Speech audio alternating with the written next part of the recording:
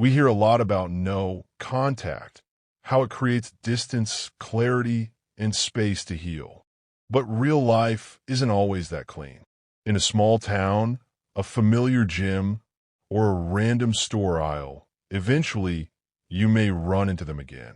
And when that moment happens, it can feel like time folds in on itself. Your body reacts before your mind can catch up. Your chest tightens. Your thoughts scatter.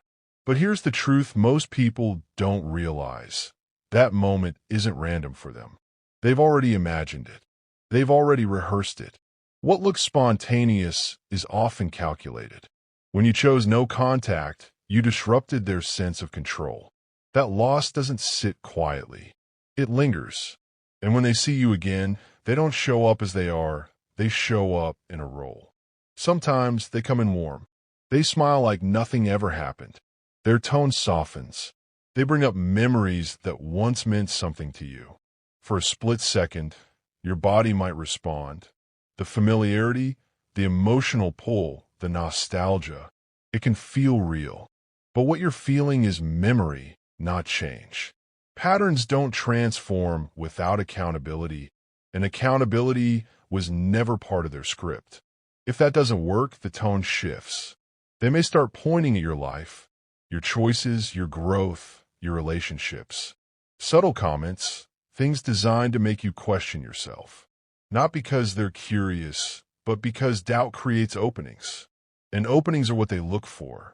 If that door stays closed, they may try another angle.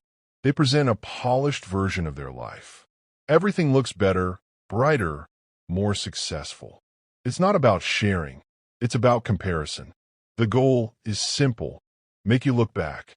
But what's shown on the surface often hides what hasn't changed underneath.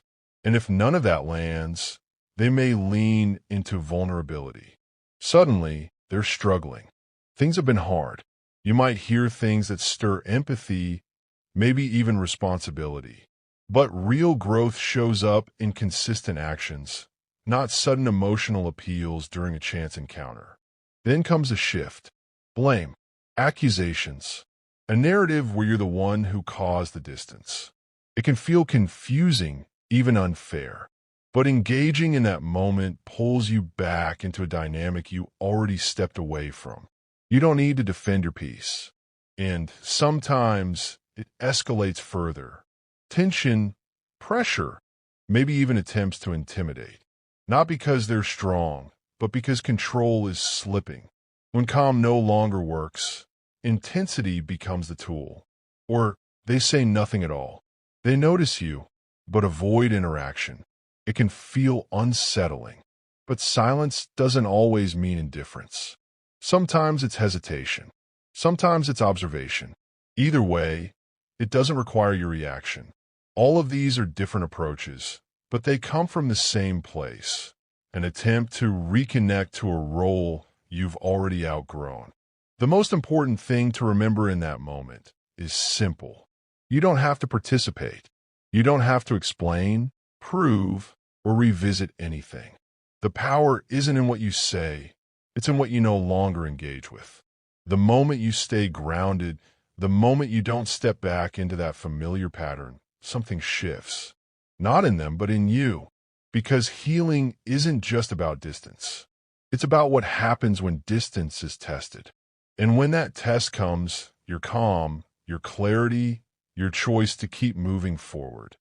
That's what defines the outcome. You're not the same person who walked away uncertain. Now you understand. And that understanding is what keeps you free.